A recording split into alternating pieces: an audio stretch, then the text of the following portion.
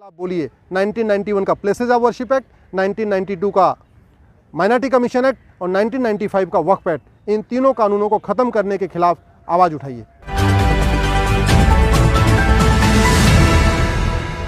कानून है जिसमें हिंदुओं का डर दिखाया जा रहा है, भय दिखाया जा रहा है और उनको ही अपने ही घर में उनका धर्म छोड़ने पर मजबूर किया जा रहा है और उनका ही जमीन अधिग्रहण करने के लिए एक कानून दिखाया जा रहा है। आइए वकील साहब की जुबानी सुनते हैं वकील साहब ने क्या कुछ कहा है। इस वीडियो में आगे देखते रहिए, थोड़ा वीडियो लंबा है लेकिन पूरी बात सुनेंगे और ध्यान से सुनिए तो यह बात समझ में आएगी आखिर कौन सा वो कानून है जो 3 कानून है। अगर आप आवाज़ नहीं उठा सकते उस कानून के बारे में जानिए और खोजिए सरकार से। अभी तो भाजपा की सरकार है, हिंदुओं की पार्टी है, हिंदुओं वाली सरकार है, क्यों नहीं एक्शन लिया जा रहा है और ऐसा कानून कब तक चलेगा और कब तक धर्मांतरण का खेल चालू रहेगा। दोस्तों वीडियो ध्यान से सुनिएगा, वीडियो थोड़ा लंबा। अंग्रेजों ने इस देश में बहुत सारे कानून बनाए थे डिवाइड एंड रूल करने के लिए, लूटने और बांटने के लिए, लेकिन कांग्रेस ने भी बहुत से कानून बनाए इस देश को डिवाइड एंड रूल करने के लिए और लूटने और बांटने के लिए। 1991 में पहला कानून बनाया प्लेसेस ऑफ वर्शिप एक्ट और हिंदू, जैन, बौद्ध, सिख के लिए कोर्ट का दरवाजा बंद कर दिया। 1992 में दूसरा कानून बनाया, इस देश को हिंदू और मुस्लिम में बांट दिया, अल्पसंख्यक बहुसंख्यक में बांट दिया। हिंदू लॉ हिंदू, जैन, बौद्ध, सिख पे लागू होता है लेकिन हिंदू को मेजॉरिटी बना दिया, सिख, जैन, बौद्ध को माइनॉरिटी बना दिया। ये इसकी डिवाइड एंड रूल की पॉलिटिक्स थी।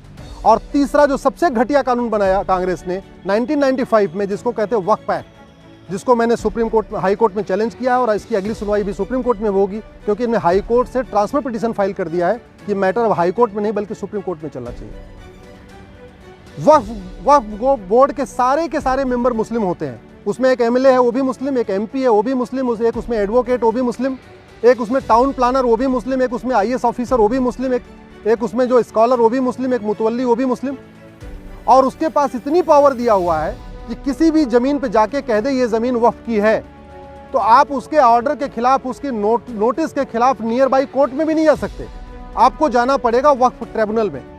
कहने का मतलब, अगर मेरठ में या मुजफ्फरनगर में किसी की ज़मीन पे वक्फ बोर्ड कह दे ये वक्फ की ज़मीन है तो वो मेरठ की कोर्ट या मुजफ्फरनगर की कोर्ट में नहीं जा सकता, उसको जाना पड़ेगा लखनऊ, जो मेरठ और मुजफ्फरनगर से 700 किलोमीटर दूर है, और वहाँ जाके अपनी सफाई देनी पड़ेगी। और सफाई किसके सामने देना है? उसी ट्रिब्यूनल के सामने, उसी बोर्ड के सामने जिसने कहा ये ज़मीन वक्फ की है। तो वक्फ बोर्ड चोर हो गया, वही वक्फ बोर्ड दरोगा बन गया, वही वक्फ बोर्ड जज बन गया, वही वकील बन चुका है। ऐसा कानून हिंदुओं के लिए नहीं है, ऐसा कानून जैन के लिए नहीं है, ऐसा कानून बौद्ध के लिए नहीं है, ऐसा कानून यहूदियों के लिए नहीं है, ऐसा कानून पारसियों के लिए नहीं, किसी के लिए नहीं। केवल और केवल एक कम्युनिटी के लिए कानून बनाया कांग्रेस की सरकार ने 1995 में, वो है मुस्लिम्स के लिए। और इस कानून में इतनी शक्तियां दे दिया है कि वक्फ बोर्ड को नोटिस इशू करने के पहले कोई जांच पड़ताल भी नहीं करना, उसको जहां मन चाहे वहां वो नोटिस इशू कर दे। इसके चक्कर में ये वक्फ बोर्ड वसूली कर रहा है, लोगों को धमकाता है कि हम इसको वक्फ की प्रॉपर्टी डिक्लेयर कर देंगे, लोगों से पैसा लेता है, गरीबों का धर्मांतरण करा रहा है। आदिवासी एरिया में जहां लोग कानून नियम को ज़्यादा नहीं जानते वहां पे ये नोटिस देता है और कहता है कि भाई एक तरीका है, अगर आपको ज़मीन बचानी है तो इस्लाम कबूल कर लो, मुस्लिम बन जाओ। तो इस तरीके से छत्तीसगढ़ के एरिया में, महाराष्ट्र के एरिया में या और भी जहाँ पे पिछड़े लोग रहते हैं, गरीब रहते हैं, जिनको नियम कानून ज़्यादा नहीं पता, वहाँ पे ये कन्वर्जन का कारण भी बन गया है। इसीलिए मैं कह रहा हूँ ये कानून ख़त्म होना चाहिए। घटिया कानून बनाना सबसे बड़ा राष्ट्रद्रोह है और घटिया कानूनों के खिलाफ चुप रहना भी सबसे बड़ा राष्ट्रद्रोह है। मैं इस देश के सांसदों से निवेदन करता हूँ, विधायकों से निवेदन करता हूँ, इस घटिया कानून के खिलाफ बोलिए।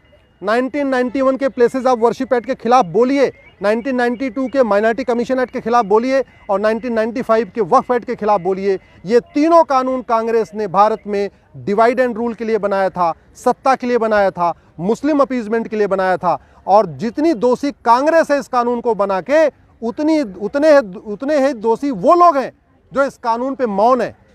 जो लोग इस कानून के खिलाफ चुप हैं, मैं उनको देशभक्त नहीं मानता।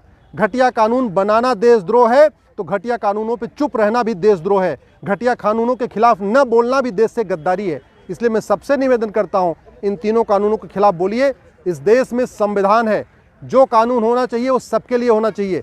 अगर वक्फ एक्ट जैसा कानून सबके लिए होता तो बात समझ में आती थी, लेकिन केवल मुस्लिम्स के लिए ऐसा कानून, बाकी किसी को ऐसा कानून नहीं। क्या हिंदू इस देश में दूसरे दर्जे के नागरिक हैं? क्या जैन इस देश में सेकंड क्लास सिटीजन है? क्या बौद्ध इस देश के सेकंड क्लास सिटीजन है? क्या इस देश के जो पारसी हैं, यहूदी हैं, वो सेकंड क्लास सिटीजन है? ये सब बराबर हैं। तो कानून सबके लिए एक होना चाहिए, कानून सबके लिए कॉमन होना चाहिए। इस तरीके से मुस्लिम्स के लिए एक कानून अलग से, ये देश की एकता अखंडता के खिलाफ है, कॉन्स्टिट्यूशन के बेसिक स्ट्रक्चर के खिलाफ है। इसलिए इस कानून को मैंने चैलेंज किया है। मैं सबसे निवेदन करता हूँ, इस कानून के खिलाफ बोलिए, सोशल मीडिया में बोलिए, पब्लिकली बोलिए, सड़क पे उतरिए, सांसदों का घेराव करिए, अपने विधायकों का घेराव करिए, क्योंकि ये समाधान सड़क, संसद, सुप्रीम कोर्ट से ही होगा। आप अगर सांसद नहीं हैं, सुप्रीम कोर्ट नहीं आ सकते हैं, तो कम से कम सड़क पे उतरिए, इस कानून, इन तीनों कानूनों के खिलाफ बोलिए। 1991 का प्लेसेस ऑफ वर्शिप एक्ट, 1992 का माइनॉरिटी कमीशन एक्ट और 1995 का वक्फ एक्ट, इन तीनों कानूनों को ख़त्म करने के खिलाफ आवाज़ उठाइए। जय हिंद, जय भारत।